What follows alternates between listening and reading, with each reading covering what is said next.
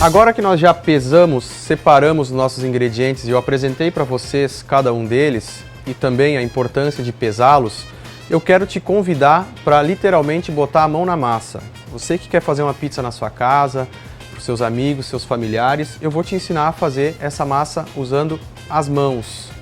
Vamos comigo então? Como que eu vou iniciar o processo?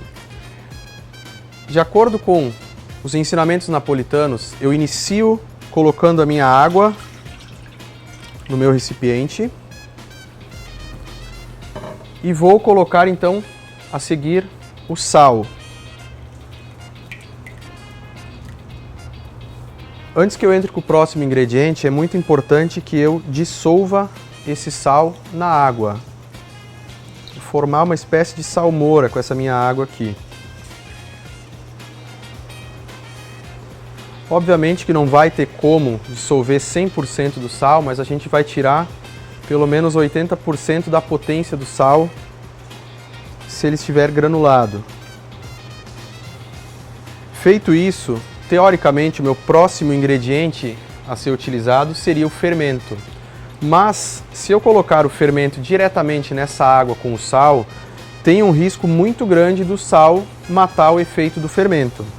Então, antes que eu faça isso, eu vou colocar um pouquinho de farinha, mais ou menos uns 10 a 15% da minha receita total de farinha, para formar uma espécie de mingau, que também vai servir como proteção ao meu fermento em relação ao sal. Então eu vou misturando lentamente, para não fazer meleca, até que eu consiga constatar que não tem mais grânulos de sal soltos e, consequentemente, eu estou proporcionando um ambiente protegido para o meu fermento para que ele possa entrar na minha receita e realmente fazer o seu efeito necessário. Cabe salientar que o fermento ele se inativa em duas possibilidades. Uma delas é contato direto com o sal e a outra é acima de 55 graus. Então, quando a gente leva a nossa pizza ao forno, e ele toma o choque de 350, 400 graus, o efeito do fermento na massa termina. Então, a ação dele é toda durante a fermentação e maturação. Misturei, então agora eu vou entrar com o fermento. Um outro detalhe importante para quem gosta de utilizar açúcar na sua receita para deixar a pizza um pouquinho mais corada, mais caramelizada, é muito importante que também proteja o fermento do contato direto com o açúcar, porque o açúcar é um alimento para o fermento. Então eu posso estar colocando açúcar em contato com o fermento e ter uma surpresa de a minha massa estourar, atingir o ponto máximo de fermentação antes do tempo desejado. Tá? Então agora eu misturei o fermento, eu posso começar a colocar o restante da farinha.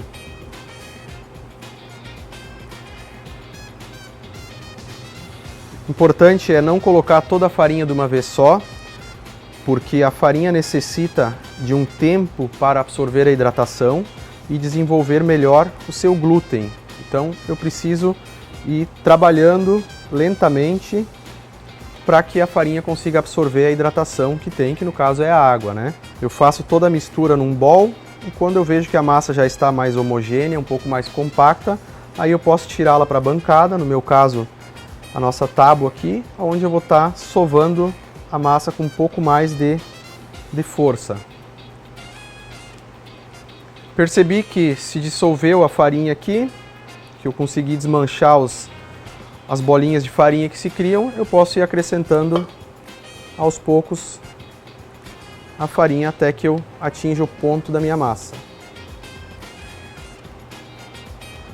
Uma receita como essa que eu estou fazendo aqui, de 1 kg de água, 1,650 kg de farinha, vai me dar aproximadamente 10 a 11 pizzas. Tá? Então, se você quer fazer em menor quantidade, basta apenas fazer a divisão das proporções. Lembrando que 1 kg de água, 1,650 kg de farinha, 50 gramas de sal, que equivale a mais ou menos 5% da água, ou mais ou menos 3% em relação à farinha, e 1 grama de fermento seco. Se for utilizar o fermento fresco, estamos falando de 3 gramas, 3 para 1 a proporção.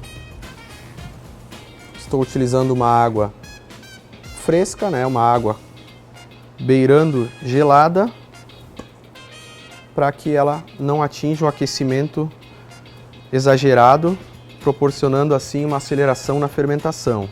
Tá? Então é muito importante ter esse controle, por mais que você vá fazer na sua casa a pizza, para que a massa não saia do processo final numa temperatura superior a 25 graus. Quando ultrapassa os 25 graus, já inicia-se a atividade enzimática nela, possibilitando assim que ela acelere demais a fermentação. Como vocês podem ver, eu vou mexendo lentamente para dar o tempo necessário para a farinha absorver a água. Como a gente está fazendo à mão, obviamente a gente não tem uma sincronia como teria um equipamento, uma masseira, mas o intuito é realmente ensinar você a fazer uma pizza de maneira artesanal na sua casa. Ainda existem na Itália muitos pizzaiolos que não abrem mão de fazer a sua massa à mão. Então é sinal de que ainda está muito viva essa cultura. Então nada mais justo do que estar passando para vocês a forma de fazer essa massa na mão. No primeiro momento parece que ela fica muito melequenta, mas vocês vão ver que com o passar dos movimentos ela vai cada vez ficando mais firme. Permanece mole, mas ela para de grudar nas mãos. Então isso é um sinal de que estamos acertando o nosso ponto de pasta, que é o ponto da massa. Os napolitanos não buscam o ponto de véu como um pizzaiolo clássico. Os napolitanos buscam o ponto de pasta, que é o ponto da pasta que ele considera ideal para manipulação. Olha como ela está começando a ficar mais firme. Na sequência eu já posso colocá-la na bancada para fazer a sova com um pouquinho mais de intensidade e achar o ponto de pasta. A maioria de vocês deve estar acostumado a ver pizza sendo feita com óleo, sendo feita com açúcar. O nosso intuito aqui é realmente mostrar a verdadeira cultura napolitana, a qual os ingredientes que compõem são justamente esses 4 ingredientes que eu estou passando para vocês aqui. A água, a farinha, o fermento e o sal. Agora eu vou colocar ela na minha tábua para continuar a sova dela. Você que vai fazer pizza em casa, é muito importante durante a sova que você não utilize a força do punho. Isso pode gerar uma tendinite meio forte e você pode vir a sofrer. Então sempre puxe e faça o peso do corpo fazer o trabalho. Agora vamos colocar o restinho da farinha.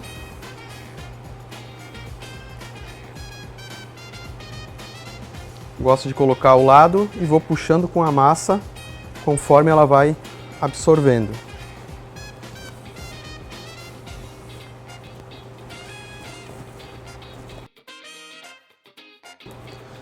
Finalizada então a sova da minha massa, você pode ver que ela praticamente alisou, ela ficou homogênea. Então agora entra uma parte muito importante no processo, que é o descanso dessa massa. Se eu estivesse utilizando uma masseira, chama-se puntata, que seria o descanso mecânico, né? Mas aqui, de qualquer forma, eu deixei essa massa estressada, eu estressei o glúten dela, eu provoquei o glúten dela, então agora é um momento muito importante onde ela vai descansar antes que eu faça o bolhamento para daí iniciar a fermentação e posterior maturação dela. Então eu costumo utilizar um bowl, coloco a minha massa aqui e eu vou cobrir ela com pano umedecido, tá? Isso aqui são perfects, simples, mas por que o pano umedecido? Para que não tenha risco dela ressecar durante o processo de descanso dela.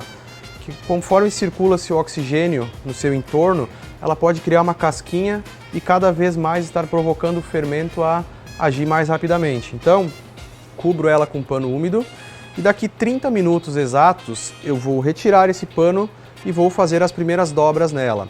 Por que eu faço as dobras?